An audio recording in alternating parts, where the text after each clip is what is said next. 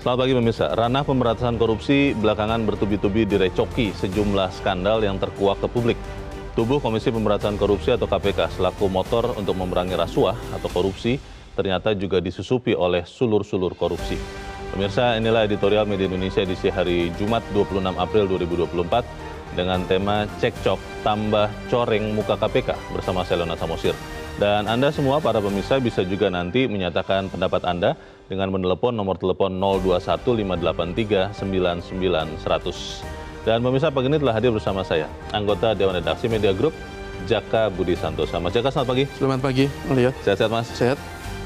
Tidak mau melaporkan saya kan, karena saya kan bukan Dewan Pengawas mana-mana. Ini menarik ini bagaimana dengan dasar legalistik mengadukan Dewan Pengawas, tapi ini kan menjadi pertanyaan. Tapi sebelum kita masuk ke editorial, Mas Jaka dan pemirsa, kita lihat dulu ada beberapa berita yang diperhatikan Media Indonesia untuk hari ini. Yang pertama, kita ambil dari mediaindonesia.com ya, Mas Jaka dan pemirsa. Ini terkait dengan kemenangan adu penalti tim U23 Indonesia lawan Korea Selatan. Ini artinya Indonesia berpeluang menjadi juara nggak nih, Mas Jaka? Iya, yang pasti ini kan kabar yang sangat membahagiakan. Ya. Membahagiakan tidak hanya kepada para pecinta sepak bola, tetapi juga kepada seluruh rakyat Indonesia. Karena apa? Ini dengan keberhasilan lolos ke semifinal, paling tidak satu kaki tim Indonesia sudah menampakkan tempatnya di Olimpiade Paris. Tinggal nanti menunggu pemenang antara Arab Saudi dan Uzbekistan di perempat final. Dan untuk dihadapi di semifinal, kalau menang di semifinal otomatis mendapatkan tiket. Kalau toh nanti kalah masih bisa ke playoff untuk perebutan tempat ketiga, otomatis satu tiket. Kalau toh kalah di playoff juga masih punya kesempatan untuk playoff melawan lawan Guinea. Jadi ini sebuah kesempatan yang sangat langka, karena terakhir kali kita tampil di Olimpiade itu tahun 1956, jadi sudah berpuluh-puluh tahun, dan tentu saja kesempatan ini tidak akan disia-siakan. Tahun 56 itu memang U23 atau tim nasional? Iya, tim dewasa kalau Olimpiade itu kan bukan tim senior. Jadi kalau tim senior itu, timnas senior itu tampil di Piala Dunia. Piala Dunia, Olimpiade itu di bawahnya, jadi U23? Iya, U23, yang pokoknya di bawah tim ini senior. Semua orang tahu nih, karena banyak orang yang nggak tahu.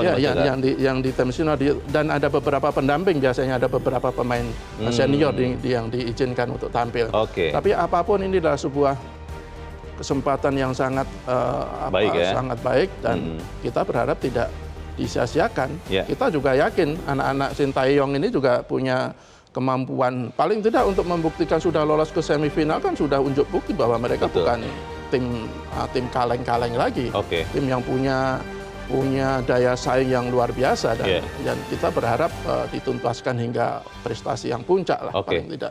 Dan kita harapkan bahwa langkah strategis untuk memasukkan juga ya. Ini kan masih debatable nih, pemain-pemain naturalisasi itu, Mas Jaka, itu semoga bisa menulari pemain-pemain yang bukan naturalisasi juga ya? Ya, bahkan kalau di tim U23 itu kan pemain naturalisasi kan tidak terlalu banyak kan.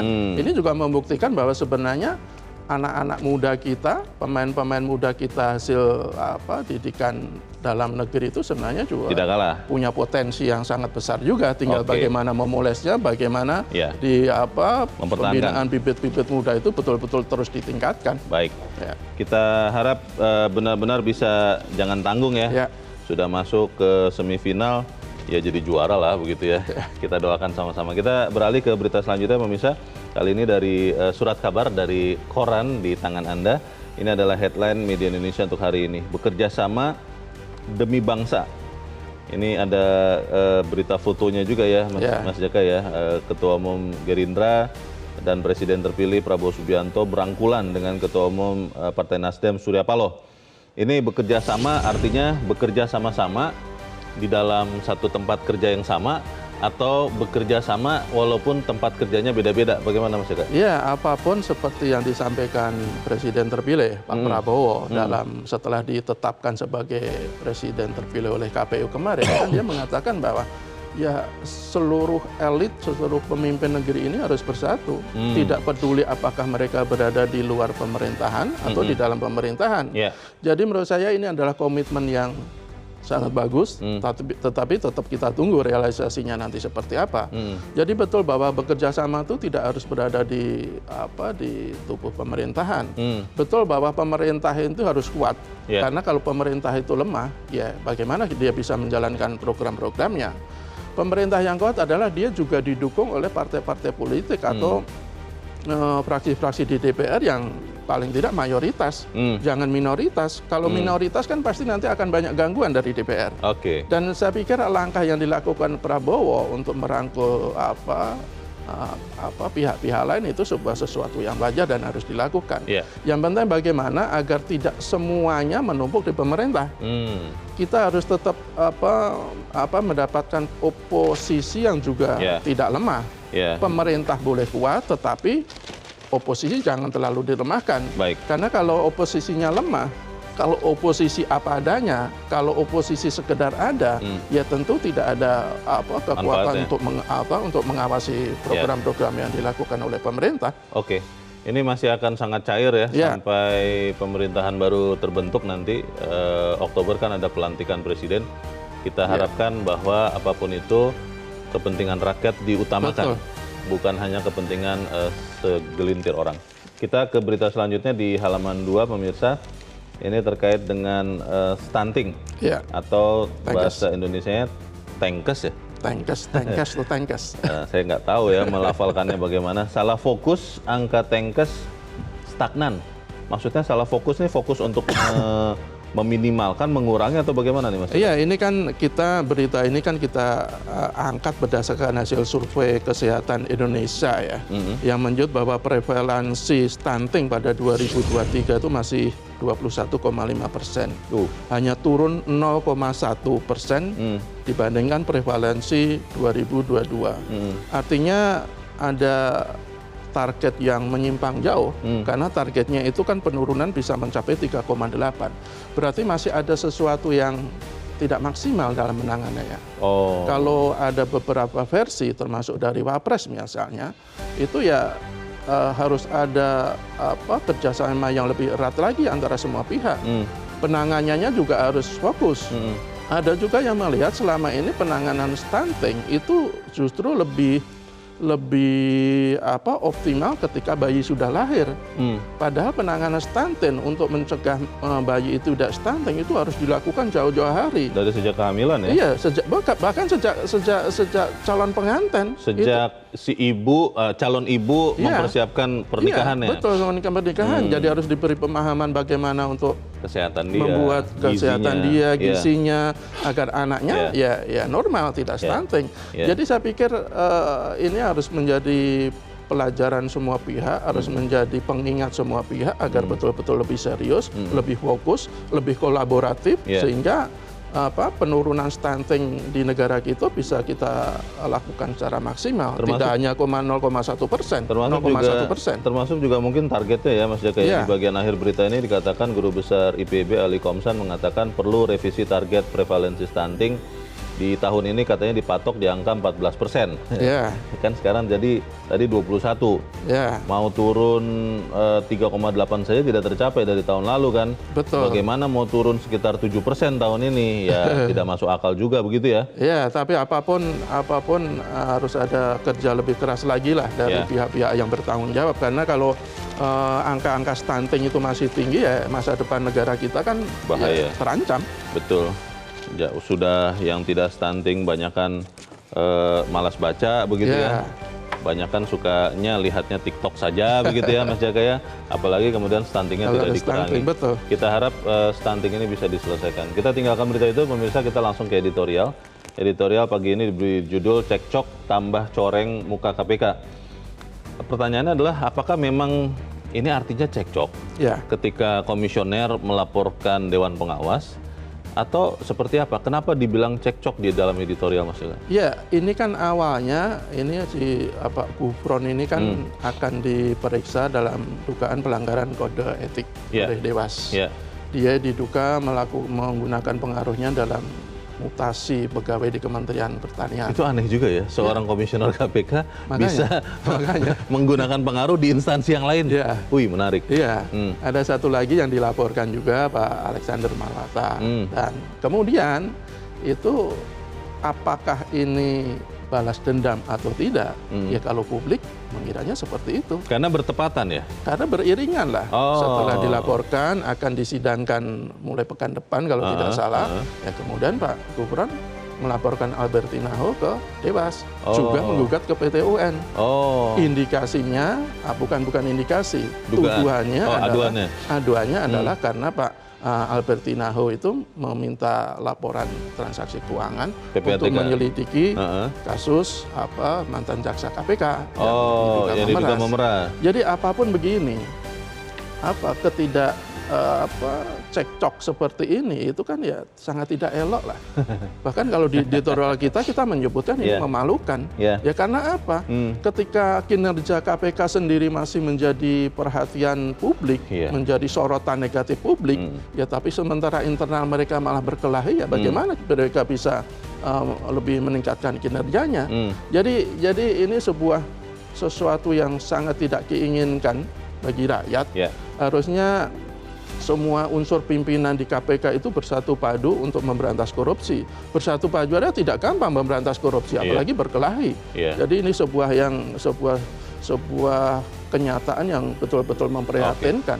Dan semakin mencoreng muka KPK saat ini lah. Baik, kita akan bahas itu Mas Jaka dan pemirsa. Inilah editorial Media Indonesia untuk hari ini, Jumat 26 April 2024. Cekcok tambah coreng muka KPK.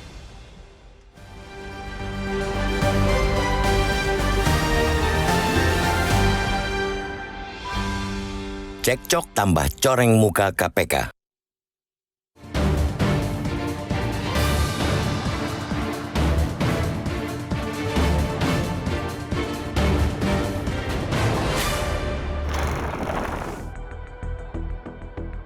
Ranah pemberantasan korupsi belakangan bertubi-tubi direcoki sejumlah skandal yang terkuak ke publik.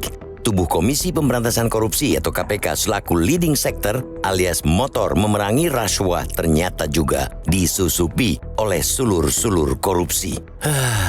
Tindak pemerasan oleh Firly Bahuri saat menjabat Ketua KPK dalam penanganan kasus korupsi di Kementerian Pertanian atau Kementan menjadi perkara paling menghebohkan tahun lalu. Sepanjang KPK berdiri, belum ada pucuk pimpinan lembaga anti rasuah yang terjerat kasus rasuah. Setelah itu, Dewan Pengawas atau Dewas KPK membongkar praktik pungutan liar atau pungli di rumah tahanan rutan KPK yang melibatkan sedikitnya 78 pegawai. Mereka dinyatakan bersalah dalam sidang etik Dewas Februari lalu dan dijatuhi hukuman meminta maaf secara terbuka kepada publik. Atas desakan publik, pekan ini KPK akhirnya memecat 66 orang di antaranya yang masih bekerja di instansi tersebut. Kasus Firly sejauh ini masih mandek dalam penanganan Polda Metro Jaya. Demikian juga pemrosesan tindak pidana perkara pungli rutan yang malah tidak terlihat pergerakannya di KPK. Sepertinya perkara-perkara yang melibatkan orang dalam tidak begitu mendapatkan prioritas. Padahal bukti-buktinya sudah terang benderang, apalagi di perkara pungli. Alih-alih fokus menuntaskan kasus yang mencoreng wajah KPK, internal pimpinan KPK dan Dewas malah sibuk cekcok.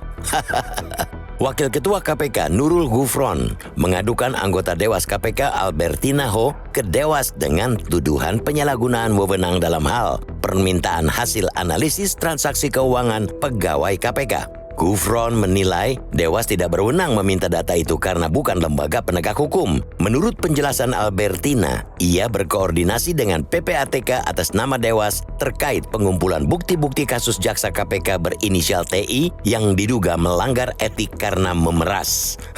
Tidak berhenti pada pengaduan ke Dewas. Gufron bahkan melaporkan Dewas KPK ke Pengadilan Tata Usaha Negara atau PT UN dalam perkara berbeda. Rupanya Gufron tengah tersangkut perkara dugaan pelanggaran etik berupa penyalahgunaan kewenangan terkait mutasi seorang pegawai di Kementan.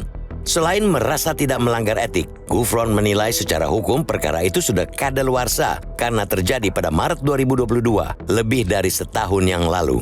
Dewas akan mulai menyidangkan kasus Gufron tersebut pada Kamis pekan depan. Dituduh tengah balas dendam, Gufron menepisnya. Ia mengklaim hanya melakukan kewajiban sesuai pasal 4 ayat 2 dalam peraturan Dewas KPK nomor 3 tahun 2021. Tampak ruwet memang aksi pelaporan oleh komisioner KPK itu terhadap Dewas yang menjadi polisi etik di lembaganya. Namun, terlepas dari permasalahan yang menjadi materi pelaporan oleh Gufron di mata publik, kejadian itu sungguh tidak elok. Bahkan ada yang menyebut memalukan.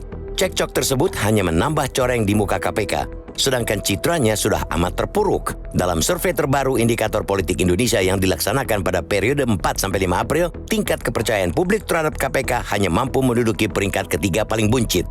Di jajaran penegak hukum, posisi KPK berada di bawah Kejaksaan Agung, Polri, dan Pengadilan.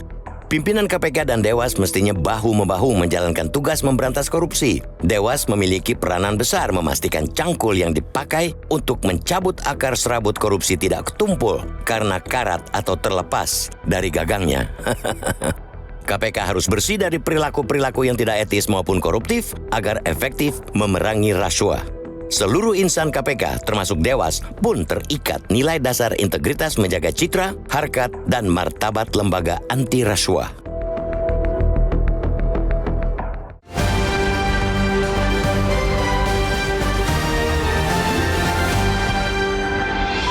Di bagian berikut Anda bisa ikut menyatakan pendapat Anda, pemirsa. Untuk saat ini tetaplah bersama kami.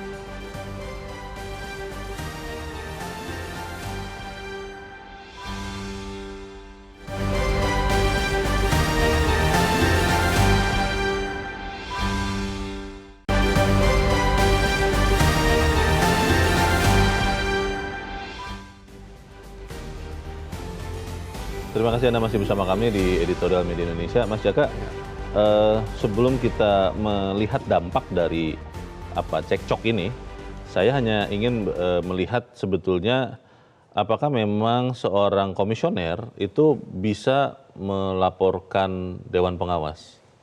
Ya, kalau di aturan internalnya bisa jadi boleh ya. Tetapi soal patut atau tidak patut, apalagi ketika pelaporan itu didahului oleh kasus yang mendera si pelapor, kan jadi publik jadi bertanya-tanya. Ini sebenarnya langkah seperti ini hanya untuk balas dendam atau bagaimana? Sulit dipercaya bahwa itu dua kasus yang berbeda begitu ya? Iya, nggak mungkin lah kalau nggak ada kaitannya kan. Bisa jadi karena ini bagian dari upaya Pak Nurul Gufron sebagai perlawanan atau bargaining posisi, ya kan? Dengan harapan nanti Dewas itu kemudian mundur, itu kan bisa jadi, itu kan dugaan-dugaan publik. Tapi apapun, bahwa sekali lagi ini adalah tontonan yang sangat tidak elok, memalukan, apalagi kalau kita lihat bagaimana wajah KPK di periode sekarang sudah penuh dengan bopeng-bopeng. Terpuruk. Kalau kita lihat, kalau kita lihat dari hasil survei terakhir misalnya yang dilakukan Indikator pada 4-5 April lah, itu tingkat kepercayaan publik kepada KPK itu terjun bebas. Nomor 7 dari 9 institusi negara. Waduh. Posisi paling buncit dari 4 institusi hukum, di bawah Kejaksaan Agung, di bawah Pengadilan, di bawah Polri. Padahal sebelum revisi Undang-Undang KPK 2019, itu KPK itu selalu 3 besar, bahkan hampir selalu 2 besar sebagai institusi negara yang paling dipercaya publik. Baik. Hanya bersaing dengan TNI, hanya bersaing dengan Presiden. Tapi sekarang betul-betul hancur lebur kalau bisa kita katakan seperti itu. Oke. Sebelum kita lanjutkan dialog kita, Mas Jaka, kita akan bertanya juga. Saat ini kita sudah tersambung lewat saluran telepon dengan peneliti Indonesia Corruption Watch atau ICW, Kurnia Ramadana. Mas Kurnia, selamat pagi. Selamat pagi, Bang Leo, Mas Jaka. Ya, Mas Kurnia, ini sebelum kita melihat dampak dari pelaporan Dewan Pengawas Albertina Ho oleh Komisioner Nurul Gufron, saya hanya ingin tahu sebetulnya mekanismenya itu memang dibolehkan ya, komisioner melaporkan Dewan Pengawas, bisa ya Mas Kurnia ya?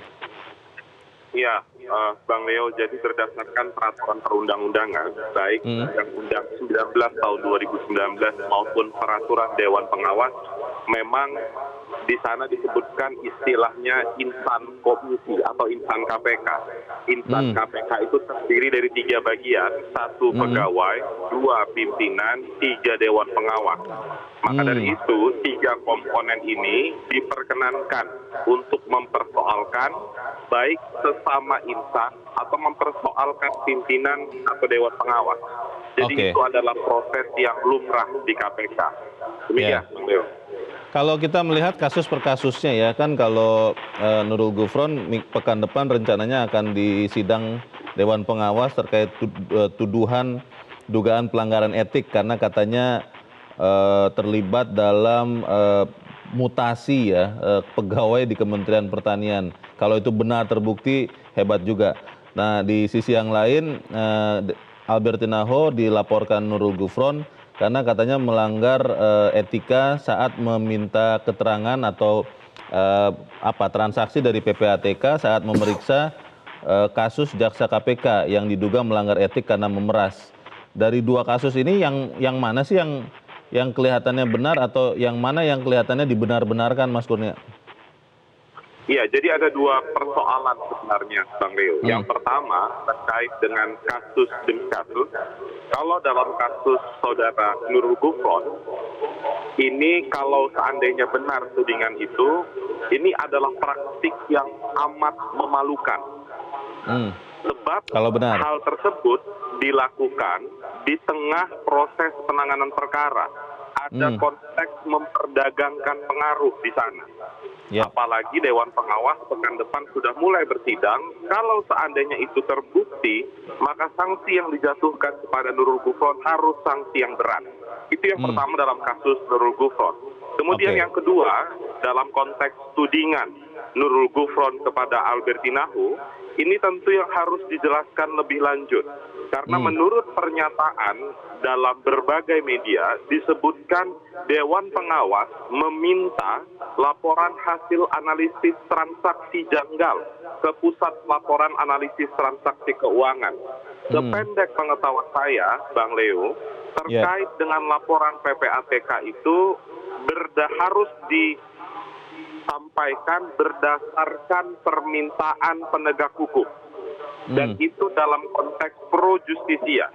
Kalaupun Dewan Pengawas ingin meminta, maka pertanyaan yang penting kita tanyakan, Bang Leo, apakah Dewan Pengawas sebelumnya sudah pernah berkoordinasi dengan pimpinan KPK? Agar pimpinan KPK yang meminta kepada PPATK. Ini penting untuk menjembatani komunikasi kerja antara Dewan Pengawas dan pimpinan KPK. Karena hal-hal seperti ini tentu tidak baik di tengah masyarakat. Apalagi tadi Mas Jaka menyampaikan tingkat kepercayaan publik kepada KPK sedang hancur saat ini. KPK berada pada peringkat 8 atau 7 baru-baru ini berdasarkan survei indikator. Dan Bang Leo, kita penting untuk menyampaikan pasal 3 Undang-Undang KPK disebutkan secara administrasi KPK itu berada di bawah Presiden. Maka dari itu ketika ada deadlock semacam ini, deadlock komunikasi, deadlock koordinasi antara Dewan Pengawas dan pimpinan KPK, maka pihak yang paling bertanggung jawab adalah Presiden Republik Indonesia. Demikian. Tapi apa semuanya harus langsung diselesaikan atau diurusi oleh Presiden? Tidak bisa internal KPK sendiri dulu, Mas Kurnia? Tentu bisa, Bang Leo. Tapi yang jadi catatan, permasalahan internal KPK itu bukan terjadi pertama kali bulan April 2024. Permasalahan ini sudah menahun, permasalahan ini sudah laten, terutama sejak tahun 2019. Bahkan Bang Leo beberapa waktu lalu sempat mengemuka pernyataan salah satu pimpinan KPK. Ternyata Presiden disebutkan di sana tidak pernah melakukan rapat koordinasi antar penegak hukum. KPK, Kejaksaan, Kepolisian. Ini menjadi isu krusial, Bang Leo, karena tahun ini adalah tahun pergantian pimpinan KPK. Itu yang penting untuk dibicarakan dan dicari solusi agar KPK ke depan bisa menjadi KPK yang lebih baik. Demikian, Bang Leo. Baik, kita harap apa yang kita bicarakan ini juga tentunya menyumbangkan kepada perbaikan kinerja KPK. Terima kasih peneliti Indonesia Corruption Watch Kurnia Ramadana sudah mencerahkan kami. Selamat pagi, Mas Kurnia. Makin nyata ya. Ini saya sebagai warga negara Indonesia yang tadinya sangat percaya kepada KPK sebagai ujung tombak pemberantas korupsi, jadi sangat sedih sebetulnya dan sangat bingung. Tapi kan tidak bisa hanya berhenti di sini. Bagaimana Mas Jaga? Ya, kalau kita lihat sebenarnya kan muara kenapa institusi KPK itu menjadi sedemikian lemah lah ya, penilaian banyak pihak kan seperti itu. Ya itu kan revisi Undang-Undang KPK. Undang-Undang KPK terakhir ya. 2019 yang kemudian menjadi undang-undang yang baru nomor 19 tahun 2019.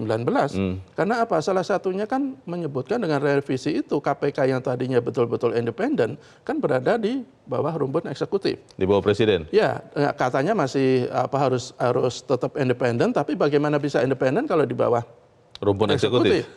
Ya kan? Jadi kan sebenarnya kan tidak ada bedanya dengan Polri, tidak ada bedanya dengan Kejaksaan Agung. Itu ambigu itu. Betul, makanya sebenarnya muaranya kan seperti itu. Makanya saya berharap ketika kemarin Presiden terpilih Pak Prabowo dalam pidato setelah ditetapkan di KPU, itu kan salah satu poinnya adalah dia mengajak semua pihak untuk berangkulan, untuk berkolaborasi, untuk menghilangkan kemiskinan, menghilangkan kelaparan, dan menghilangkan korupsi. Ya. Oh disebut ya? Betul. Itu mudah-mudahan tidak hanya sekedar pidato, tidak hanya sekedar jargon seperti yang dilakukan oleh para pemimpin sebelumnya, tapi betul-betul diimplementasikan dalam kebijakan-kebijakan nanti setelah menjabat. Salah satunya apa? Menurut saya yang paling penting adalah coba kembalikan Undang-Undang KPK itu seperti undang-undang sebelumnya. Tentu saja ada beberapa poin yang masih bisa dipertahankan. Ya. Tetapi yang pasti harus KPK itu betul-betul dalam posisi yang independen, tidak berada di bawah rumpun eksekutif. Dengan begitu dia juga bisa betul-betul bergerak lebih leluasa. Yang kedua adalah menurut saya selain soal sistem, soal regulasi yang banyak dipersoalkan, personel yang berada di KPK saat ini, yang memimpin KPK saat ini, itu kan sangat syarat dengan masalah. Iya ya. Fakta-faktanya sudah tidak bisa diperdebatkan lagi. Bagaimana seorang Firly Bahuri menjadi tersangka dalam kasus pemerasan, dalam kasus suap, dalam kasus gratifikasi. Ini dalam sejarah pertama kalinya untuk KPK, seorang ketua KPK itu tersangkut perkara korupsi yang harusnya diberantas, tapi dia malah menjadi pesakitan dalam kasus seperti itu. Kemudian juga soal pungli rutan KPK yang sudah dipecat 66 ini juga orang. Soal kalau kita ibaratkan sebuah pohon, pungli itu kan bagian dari pohon besar bernama korupsi. Betul. Bagaimana kita bisa berharap kepada KPK yang orang-orangnya justru diduga terlibat dalam kasus korupsi. Jadi ini sebuah persoalan yang tidak main-main, persoalan yang sangat serius, harus diselesaikan atau diatasi dengan sangat serius juga, dan kita berharap ya mudah-mudahan pemimpin ke depan betul-betul lebih serius daripada pemimpin saat ini. Mas Kurnia tadi mengatakan bahwa tahun ini ya, bulan apa ya, saya tidak tahu, untuk pergantian komisioner KPK menjadi penting karena ketika Dewan Pengawas dan Komisioner yang harusnya adalah satu kesatuan tidak bisa saling berkomunikasi dengan baik, kan artinya akhirnya tadi usulan Mas Kurnia sih Presiden yang mengambil alih masalah ini. Apa itu bisa dilakukan Mas Yoga? Ya sebenarnya Presiden ketika dia waktu itu juga mendukung atau paling tidak menyetujui atau mengaminilah revisi juga harus bertanggung jawab dalam hal ini. Kalau sekarang KPK berada di bawah rumpun eksekutif, ya harusnya KPK Presiden bisa turun kan. Dan ini sesuatu yang tidak boleh kita biarkan berlarut-larut, karena kalau konflik internal antara para pimpinan di KPK itu berlama-lama, ya itu akan semakin membuat citra mereka semakin buruk lah. Dan yang pasti ketika internal itu berkelahi, upaya untuk memberantas korupsi pasti akan jauh tidak lebih maksimal lagi. Dan itu yang sangat tidak kita harapkan. Kalau kita melihat, tidak bisa kita upayakan internalnya dulu untuk menyelesaikan masalah ini di dalam, karena kalau kemudian ternyata Presiden harus masuk yang menyelesaikan masalah ini, akhirnya kan memang kalau saya berpikir Mas Jaka, ya sudah ganti saja semua yang di KPK, semuanya, baru kemudian bisa bergerak lagi. Tapi kita harus jeda dahulu Mas Jaka, dan pemirsa tetaplah bersama kami, Editorial Media Indonesia segera kembali.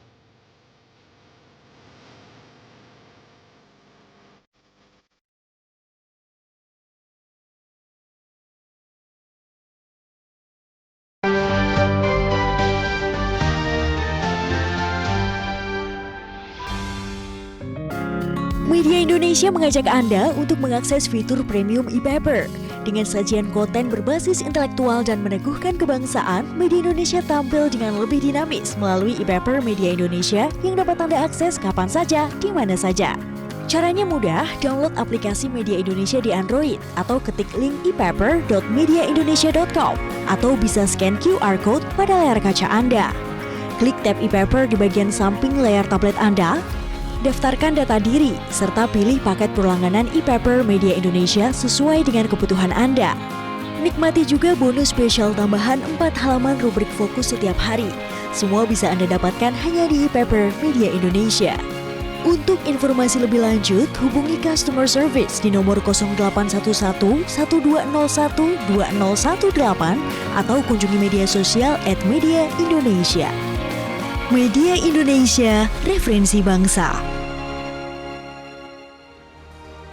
Terima kasih Anda masih bersama kami di Editorial Media Indonesia, dan sekarang kita akan mendengarkan Mas Jaka pendapat pemirsa Metro TV. Kita sudah terhubung dengan pemirsa Metro TV di Makassar, Sulawesi Selatan, ada Ibu Lia. Ibu Lia, selamat pagi. Assalamualaikum. Waalaikumsalam Ibu Lia. Bagaimana Bu, ini semacam kalau saya analogikan di rumah tangga suami istri berkelahi, tapi sampai keluar rumah, sampai lempar-lempar piring begitu, sampai nanti tetangganya pada tahu ini lagi berkelahi. Apa seperti itu atau seperti apa pendapat Bu Lia? Silakan Bu. Ya, jelas-jelas itu kan perbuatan tidak elok Pak ya. Apalagi ini di KPK itulah kepercayaan masyarakat itu ada pada mereka itu ya. Ternyata ketika Ketua KPK Pak Firly Bahuri itu tersandung masalah, itu kan soalnya percaya masyarakat sudah istilahnya menurun ya, atau berkurang. Disusul lagi dengan masalah anggotanya. Ya, kemudian pelanggarannya itu hanya diberikan dengan kesempatan untuk minta maaf. Nah ini juga tambah mengurangi kepercayaan masyarakat. Sekarang ditambah lagi dengan yang sebenarnya masalah intern itu kan harus diselesaikan juga secara intern sebenarnya ya, atau internal itu. Tapi jangan dipertontonkan ke publik, karena ketika satu masalah dipertontonkan ke publik, maka sudah banyak nanti intervensi sehingga masalah yang sebenarnya masih gampang diselesaikan itu akan menjadi sulit, karena sudah banyak yang misalnya masuk di situ ya. Jadi ada yang misalnya bertanggung jawab di situ. Jadi kalau masyarakat sudah tidak percaya, bagaimana lagi dengan pemberantasan korupsi akan berhasil? Nah inilah yang dijaga sebenarnya oleh penegak hukum kita ini. Apakah kepercayaan masyarakat masih ada atau masih meningkat, ataukah sudah menurun atau sudah sama sekali tidak ada ya? Jadi kesimpulannya itu adalah ketika ada masalah internal jangan dipertontonkan ke publik ya. Selesaikanlah secara internal juga, sehingga masalah itu tidak melebar tapi menyempit, supaya bisa diselesaikan secara cepat dan masyarakat juga bisa merasa puas dan kepercayaannya makin meningkat. Itu saja barangkali. Terima kasih. Assalamualaikum. Waalaikumsalam warahmatullahi wabarakatuh. Terima kasih Bu Lia di Makassar, Sulawesi Selatan. Di belakang Ibu Lia ada Pak John Veto di Batam, Kepulauan Riau. Pak John, selamat pagi. Selamat pagi, Bung Lu. Selamat pagi, Mas Jaka. Salam sehat selalu. Salam sehat. Bagaimana Pak John? Ini sehat atau kurang sehat nih KPK menurut Anda? Ini apa temanya yang dibedah nih? Cekcok tambah coreng muka. Ini KPK. begini. Ya, bukan KPK namanya kalau tidak ada masalah ya. Kalau tidak dibedah itu tidak dibahas, bukan KPK namanya. Karena begini, sesuai apa kita Mas Jaka dengan Bung Leo tadi itu, peringkatnya peringkat mungkin ya. Nomor 7 atau nomor 8. Kalau ada instansi di Indonesia nih 9 mungkin dia nomor 10 mungkin. Ya? Apa dia? Jadi begini, kita gini Bung Leo, ya. Saya tidak begitu percaya dengan KPK, sedikit pun tak percaya saya lagi. Saya salah satu anak tidak percaya sedikit pun. Semenjak Firly Bahuri jadi tersangka, sudah senyap sampai sekarang. Ditambah lagi dengan pungli di rutan KPK. Alhamdulillah kita diobati berapa hari ini, ada 66 orang dipecat. Nah, dipecat ini bagaimana nih? Dipecat apa tanpa ada Pak pensiun atau dipecat bagaimana ini? Ini harus diperjelas lagi. Kalau pecat ya pecat habis saja, karena ini kan penegak hukum. Ini tambah lagi nih, ya masalah komisioner dengan dewasnya ini nih. Ya, saling lapor, saling apa ini. Jadi ini saya kurang setuju dengan Bu Lia tadi, cukup diselesaikan di internal. Memang harus diselesaikan di luar internal. Kalau dia sama dia aja. Harus ada intervensi. Harus ada intervensi. Kalau dia sama dia tambah parah. Jadi ya, di masyarakat tidak tahu. Sekarang kan masyarakat tahu nih. Di sini presiden lah kunci. Kapan perlu presiden pecat itu semua, ganti dengan yang baru. Mudah-mudahan presiden, ya gitu aja, boleh. Oke. Ya, KPK itu kan kita punya, boleh. Ya. Untuk menyelamatkan uang apa? Dari garong-garong ini. Oke. Itu aja, makasih banyak. Assalamualaikum warahmatullahi Terima wabarakatuh. kasih. Waalaikumsalam warahmatullahi wabarakatuh. Terima kasih Pak John Veto di Batam, Kepulauan Riau. Selamat pagi Pak. Di belakang Pak John Veto ada Pak Joko Suhendro di Palembang, Sumatera Selatan. Pak Joko, selamat pagi. Selamat pagi, Bang Jaka. Selamat pagi, silakan Pak Joko, pendapat Anda Pak. Ini sesuai judul Pak, Toreng Muka sendiri. Gimana mau memberantas korupsi? Orang yang memberantas saja korupsinya mendalar ke darah daging. Itu wajar aja Indonesia jadi kebiasaan, jadi habit. Kalau nggak korupsi nggak keren. Karena yang memberantas korupsinya yang kita harapkan yang selama ini saya bangga sama mereka. Selama ini trennya positif. Tapi dengan cocoknya seperti ini ya wajar aja. Mengharapnya aja 26 pegawainya korupsi. KPK-nya nggak kejelasan hukumannya. Nah, saya sangat mengapresiasi dengan terpilihnya Pak Prabowo ini. Mudah-mudahan memilih pimpinan KPK yang anti korupsi yang tidak duniawi. Nah, itu supaya benar-benar KPK terpilih. Apabila saya korupsi, saya dihukum mati. Ya, baru itu. Oke, hukum mati ya. Baik. Iya. Perjanjian waktu memilih DPR, memilih ketua KPK, perjanjian integritas. Baik. Apabila saya melakukan ditangkap tangan. Oke, terima kasih Pak Joko Suhendro di Palembang, Sumatera Selatan untuk pendapat Anda. Selamat pagi Pak. Hukuman mati.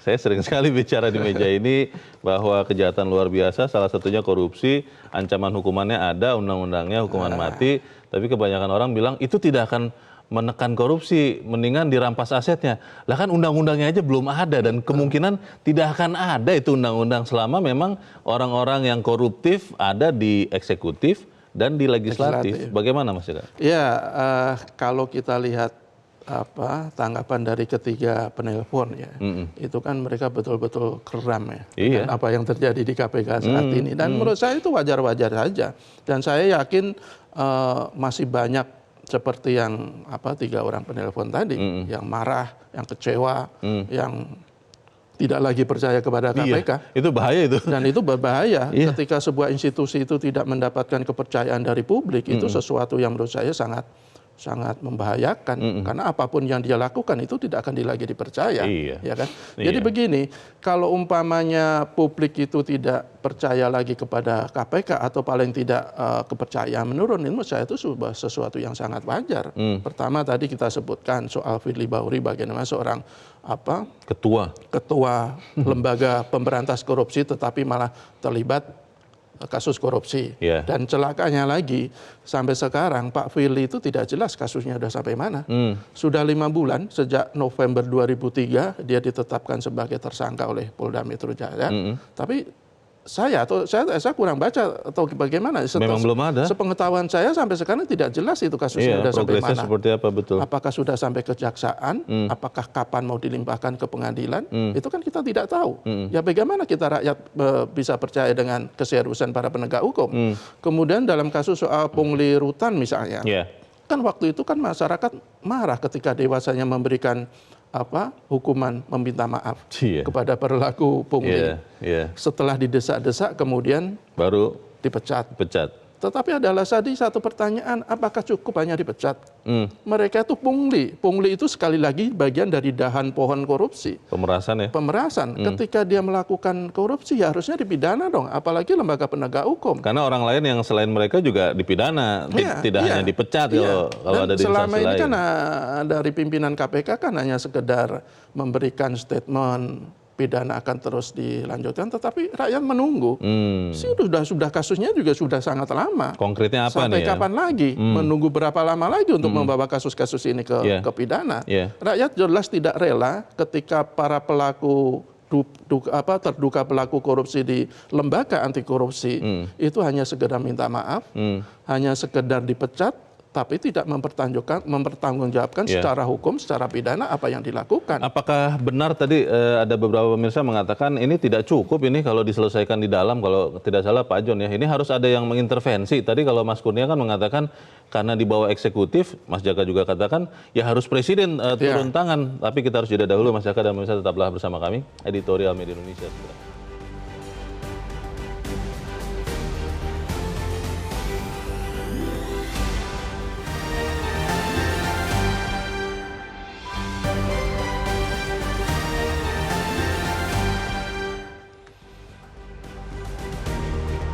Terima kasih karena Anda masih bersama kami di Editorial Media Indonesia, dan sekarang kita ada di bagian akhir dari diskusi kita pagi ini. Mas Jaka, kalau benar Presiden harus turun tangan, apa yang bisa dilakukannya, dan apakah benar kalau Presiden turun tangan tapi semua di KPK-nya tidak berubah?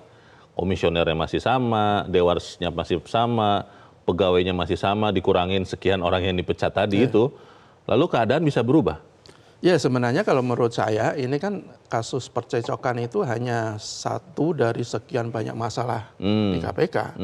Jadi kalau mau membenahi KPK ya selesaikan dulu akar masalahnya seperti apa. Kalau akar masalahnya berkali-kali kita katakan adalah revisi Undang-Undang KPK 2019. Ketika KPK itu dikembalikan dengan berpayung hukum seperti undang-undang sebelumnya, sebelum direvisi, saya pikir KPK akan lebih kuat. Tentu saja harus tetap ada kontrol. Mungkin Dewas tetap bisa dipertahankan, tetapi harus punya kekuatan yang lebih besar juga. Giginya harus lebih tajam. Lebih tajam lagi. Orang-orangnya juga harus benar-benar yang punya keberanian dan punya komitmen yang luar biasa untuk menertibkan segala sesuatu di KPK. Kalau kita lihat tanggapan publik, penilaian publik terhadap Dewas selama ini kan juga tidak bagus-bagus amat. Bahkan ada yang menganggap Dewas itu ya sekedar hanya menjadi pelengkap. Aksesoris. Itu yang tentu saja tidak kita inginkan. Tadinya kita berharap Dewas itu ada untuk menertibkan atau untuk mengawasi atau mencegah setiap penyelewengan di KPK. Tetapi kalau faktanya masih seperti sekarang ya kita agak sulit untuk berharap kepada mereka. Jadi sekali lagi akar masalahnya dulu diatasi, yaitu kembalikan ke undang-undang yang lama, tetapi kok saya tidak yakin periode sekarang yang tinggal berapa bulan, 6 bulan, itu bisa melakukan itu. Ya kita berharap nanti di pemerintahan berikutnya di bawah Pak Prabowo, mudah-mudahan ada semangat, ada komitmen yang lebih besar untuk betul-betul memperbaiki sistem pemberantasan korupsi. Kalau tidak, saya pikir persoalan-persoalan yang seperti ini akan terus terjadi. Karena ketika apalagi kalau kita kembali kepada personelnya ya. Personel sekarang sekali lagi itu kan paling banyak bermasalah. Mulai dulu Ibu Lili Piantuli ya, yang juga menerima tiket nonton Mandalika. Makanya, dan beberapa kali melakukan berhubungan dengan pihak-pihak yang berperkara. Betul. Itu kan menunjukkan bahwa ada yang salah dalam personel pimpinan KPK saat ini. Apakah ini akan terus dipertahankan? Ya, kalau sebagian masyarakat, apalagi para pegiat anti korupsi itu yang menganggap ya mereka harus diganti. Di tahun ini kan memang akan diganti ya. Berakhir akhirnya masa jabatan, termasuk Pak Nurul Gufron yang menambah masa jabatannya setahun ya dari kasus yang terakhir. Apakah kemudian tim seleksinya, panselnya, dan DPR-nya itu bisa benar-benar kita percaya untuk menyeleksi orang-orang terbaik yang lebih baik daripada yang ada saat ini? Ya, itu kembali kepada komitmen mereka, kepada komitmen Presiden, bagaimana dia memilih tim seleksi yang betul-betul punya yang berkompeten untuk memilih orang-orang yang terbaik. Begitu juga dengan di DPR, apakah mereka juga bisa menyetujui atau menerima usulan presiden atas dasar semata-mata bagi perbaikan upaya pemberantasan korupsi adalah maksud-maksud lain. Itu yang selama ini menjadi pemikiran atau menjadi kerisauan banyak orang. Karena ada anggapan bahwa orang-orang yang dipilih oleh presiden, kemudian disetujui oleh DPR itu ada kepentingan-kepentingan tertentu. Itu yang sangat tidak kita inginkan. Karena kita sekali lagi mengingatkan bahwa korupsi itu kan masih menjadi kejahatan luar biasa. Bahkan kalau Pak Prabowo bilang ya karena ada korupsi rakyat akan terus miskin. Kita kan itu tidak ingin rakyat terus miskin. Dan salah satunya adalah berantas korupsi. Baik. Kita harap apa yang kita bicarakan di tempat ini juga diperhatikan dan menjadi masukan ya untuk memperbaiki kondisi KPK. Mas Jaka, terima kasih sudah di tempat ini. Selamat pagi, Mas. Selamat pagi. Pemirsa, KPK harus bersih dari perilaku yang tidak etis maupun koruptif agar KPK efektif memerangi korupsi. Seluruh insan KPK termasuk Dewan Pengawas terikat dengan nilai dasar integritas menjaga citra, harkat dan martabat lembaga anti rasuah KPK. Saya Leonard Tamusi berterima kasih Anda sudah menyimak editorial Media Indonesia Satu pagi ini. Terus jaga kesehatan Anda, terus jaga nurani Anda. Selamat pagi, sampai jumpa.